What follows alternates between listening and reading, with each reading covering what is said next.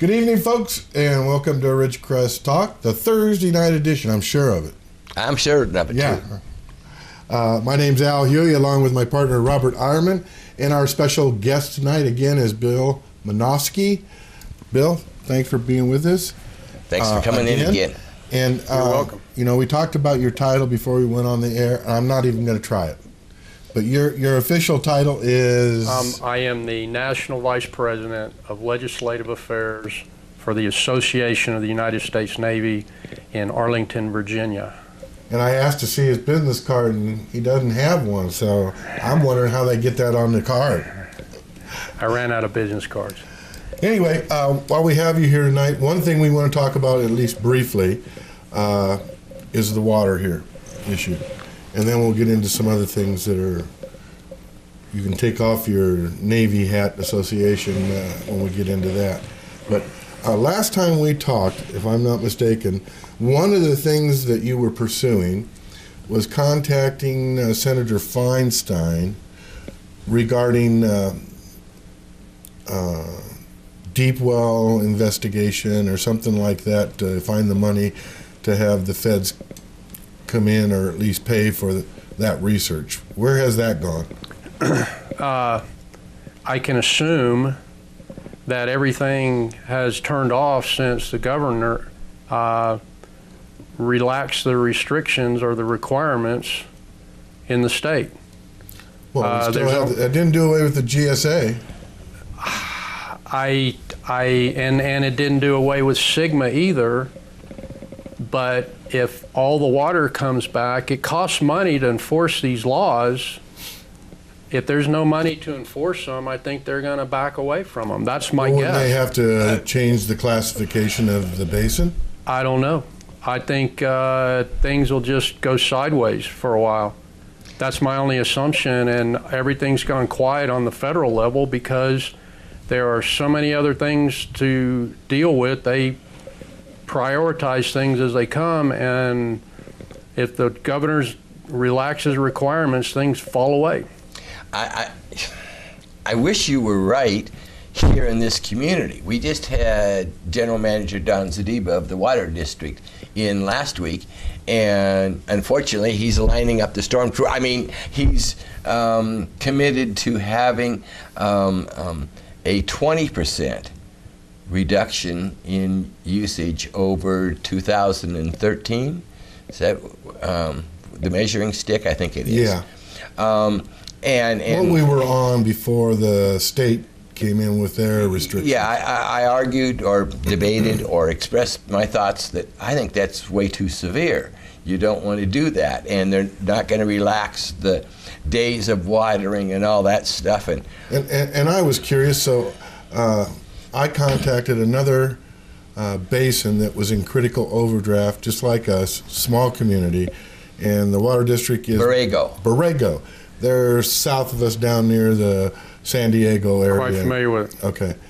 And I talked to them briefly, and I said, so now that the state's lifted their restrictions, what kind of restrictions are you going to have on your water users? None? That's what I'm getting. What I've read and heard is they're allowing the local communities to have more control. I don't think the state's going to be coming in like we were concerned. Now, and we're allowed to do what we want now. The only thing they were doing is you were allowed to use so much water at a certain rate up to a point. Then when you went that's above what Borrego was doing, yes. And then you got into another higher rate. You paid a little bit more for the water. Right. But I think that's been done by districts even before we had done this conservation. Sure. The only thing and we asked Mr. Zadiba about that, and he says, well, you know, that's something that we might consider, but they aren't at this time. They're pursuing and the only hammer that the state is using against the water district is if you choose your target and you miss your target, that's when the hammer falls. Right. So I said, you know, well, why don't we have a 10%, a 5%, a whatever? And I did not get very far with that, did I, Al? No. So that's what I was referring to, jokingly, that he was lining up the stormtroopers. Yeah. So I was surprised. So we're supposed to be back on even odd day watering, I guess. Is that true? Or is that only during the winter that you're only allowed to water once a day, or once a week? No, I believe that we're now allowed to water 3 times a week. But, to be honest, I'm not sure. And that was the even odd, I thought. No. Even addresses such and such days, the odd addresses such and such days, no watering on Monday. Yeah, right. Yeah. So we still have that as far as I know. But And my take on the whole thing, though, is it was the squeaky wheel private well owners that pretty much got us into this situation in the first place as far as elevating it to the state, and yet they're not part of this plan. No, not at all. There's no restrictions on them. They can do whatever they want. They can flood their front yard if they want to, but everybody else has to go even odd. It makes no sense, and I don't think it's enforceable anyway. And then the other thing that we discovered, I think we knew it early on, but it just blew by us. They're only looking down to, as far as statistics, down to the 300-foot level. 300 feet of water, I thought he said, but maybe I'm mistaken. Okay. Whatever. And one thing we found out during this whole process is the majority of the private well owners, that's about where they're at. Yeah. And that's why they're concerned about the water. Whereas we're going to have to drill a new well. You know? Where the water district wells are down to 1,000 feet. Yeah. And as I've shown before, the water table is at about 300 feet. And instead of drilling a new well to 500 feet, which can be expensive, they're pointing at big ag. And they're the problem. And I think it was, I could be wrong, but we'll just see. I think it was the first 300 feet of water. But you notice when I asked him, what about the other 700 feet? You heard birds chirping in the background. Crickets. I compared. Speaking of crickets, we're going to have to get quiet here because it's time for us to take our first break. So join us on the other side of the break when we'll be back talking water, maybe.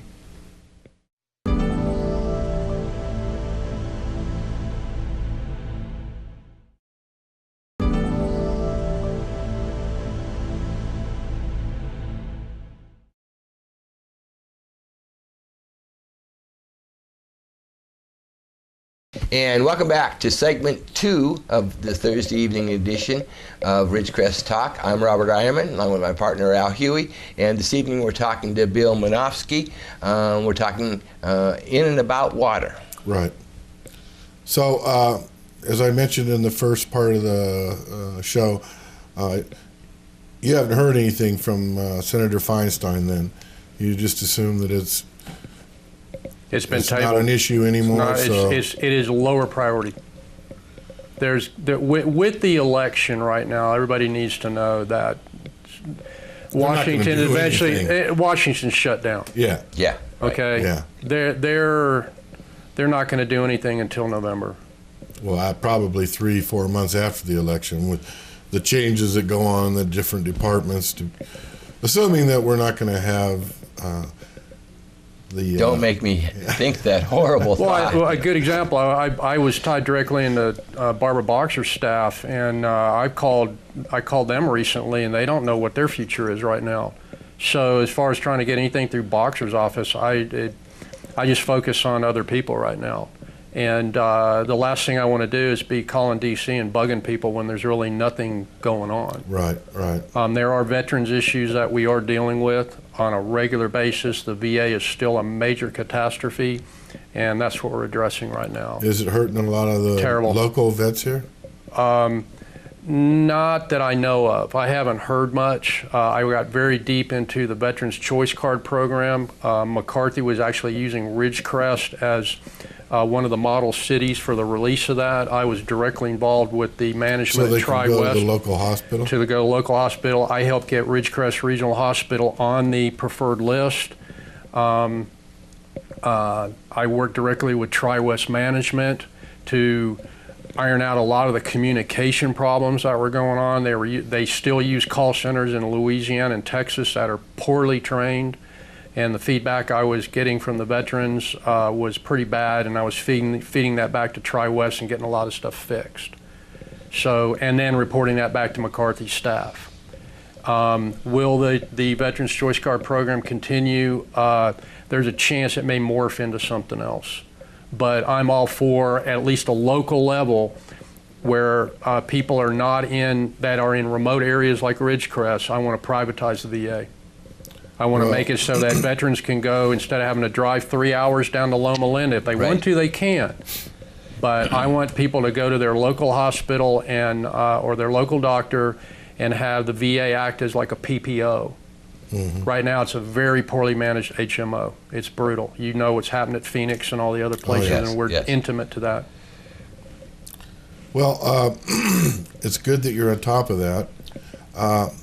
Let's take a change of pace here. You can take your Association of the Navy hat off.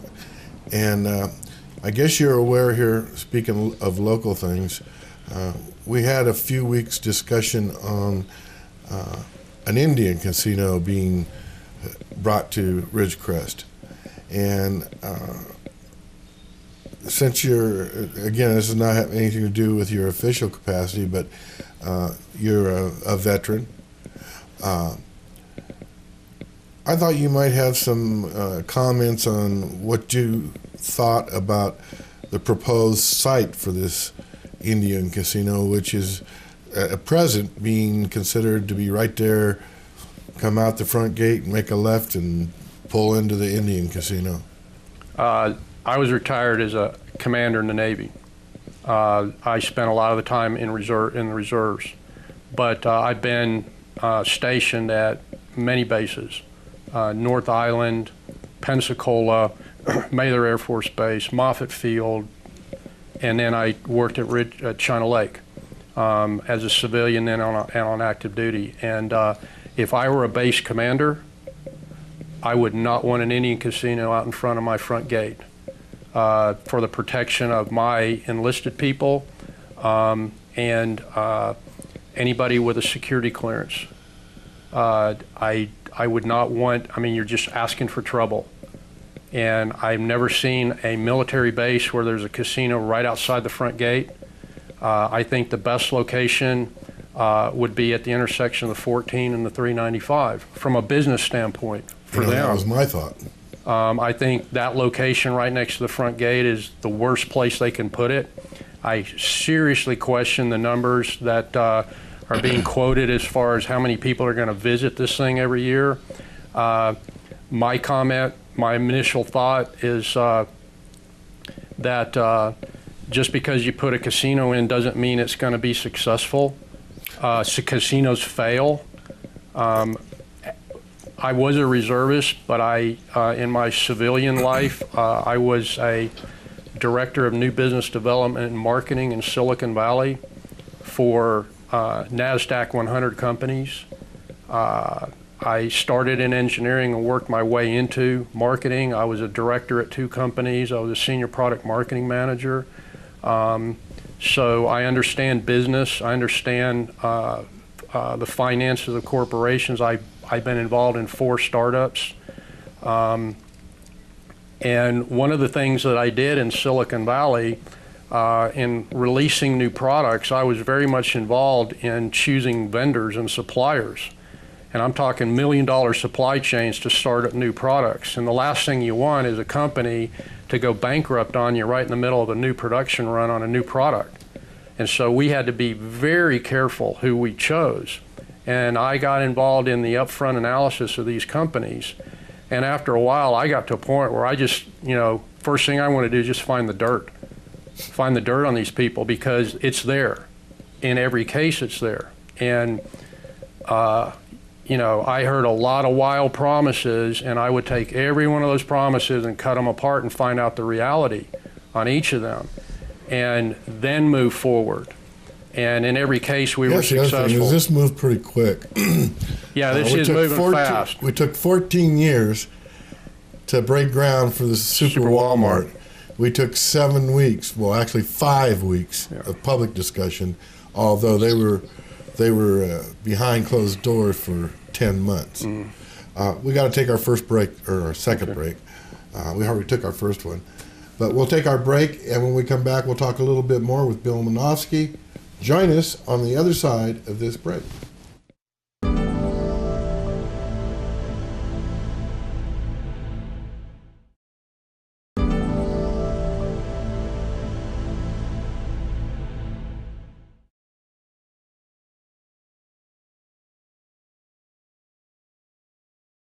Welcome back, Ridgecrest Talk. Al Huey, my partner, Robert Eierman, and our guest, Bill Manofsky. Now, we talked a little bit of water with Bill, and before we went to break, we started to talk a little bit about this Indian casino here. You mentioned that you had never seen a casino, or Indian or otherwise, at the front gate of any other military installation that you've seen or been a part of. And I think it was strange too, but I want to make a little bit of a comparison here. When we were talking water, I saw the base commander I don't know how many times at public meetings. There you go. Okay? His face didn't show during those 5 weeks of discussion on the Indian casino. Well, So he evidently must not have a real problem, or he's waiting to cut them off at their feet before they move too far down the road. when I made my public comments, George, the representative for the tribe, Right. mentioned that they are in discussions with the base commander. I'd be curious to see what he's saying about it. Keep in mind, base commanders come and go. They change every 3 years. Yeah. Right. And, you know, I told George I could see a scenario where if enough trouble, if I were the base commander, and Put it off limits. I'd make it off limits like that Well, that in a only heartbeat. affects the military. It wouldn't affect the civilians. Yeah, but if we're right next to the base, I cannot see this thing being a draw for the 3 groups of people they're trying to attract. They're going to be attracting the military and the base people. The other group is the local people, and then they're expecting this big draw off of the 395-14, which I think is just wishful thinking. Yeah. There's a lot of red flags here. Okay. Again, 2 restaurants right down the street already failed in that location. Okay. I don't think it's going to have the same draw.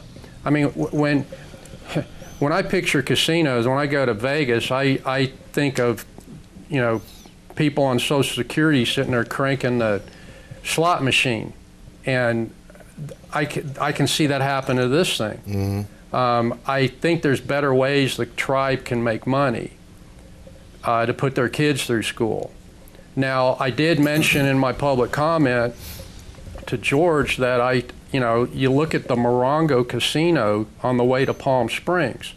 First rule of marketing is don't reinvent the wheel. If someone's doing something successful, copy it. Mm-hmm. Morongo is successful because they're right on the 10 dropping into Palm Springs. You have to drive right by it.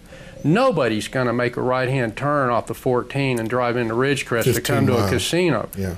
Put it right there at the 14 and 395. And oh, by the way, this was attempted 20 years ago.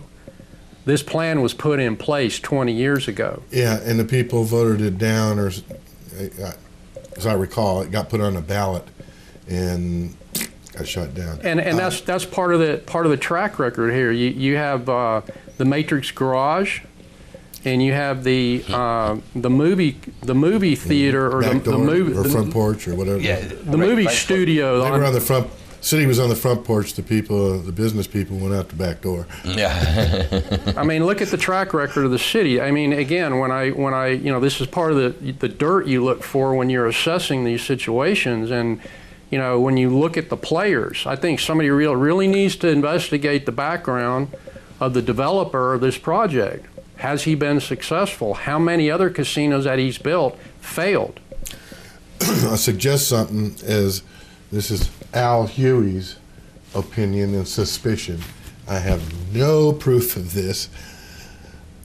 Last night at City Council, there was a closed session agenda item for council to consider which involved purchasing 5 or 4 commercial properties starting at the corner of Ridgecrest Boulevard In China Lake. and China Lake on the East side. no, it would be on the south side. Ridgecrest. Ridgecrest runs east and west, Southeast Yes. corner. southeast corner. Right. Okay. And going and- 4 building or 4. 4 properties. The Parcels. vacant one, the old motorcycle building, Tommy T's, and then the building on the other side of Tommy T's.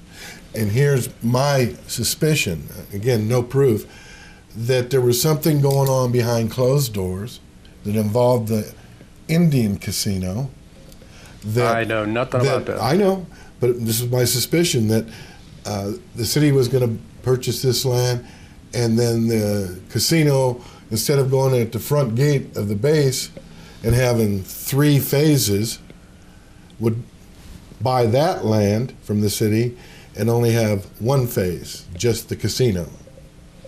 I have no proof of this, and I guess it doesn't matter. We don't know for sure if the council tabled this or whether they voted and said, no, we're not doing it. Theoretically, and according to the Brown Act, they could not have taken a vote because had they taken a vote, They're supposed to report. they would have to report out the vote and who voted what way. So if they followed the Brown Act, there wasn't any vote And we taken. know how good their record is on the Brown Act. They have a stellar record, right? Absolutely stellar, yes. Uh-huh.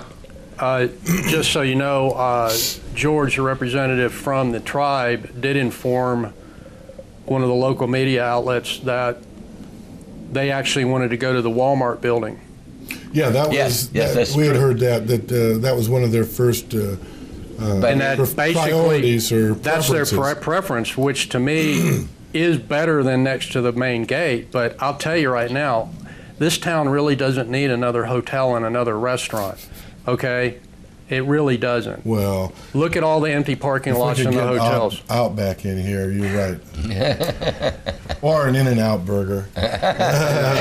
Well, That's really not a restaurant, but okay. case in point, as we discussed earlier offline, that you look at the casino up in Bishop, when I drive by there, that parking lot's full, and that's right on the 395. Yes.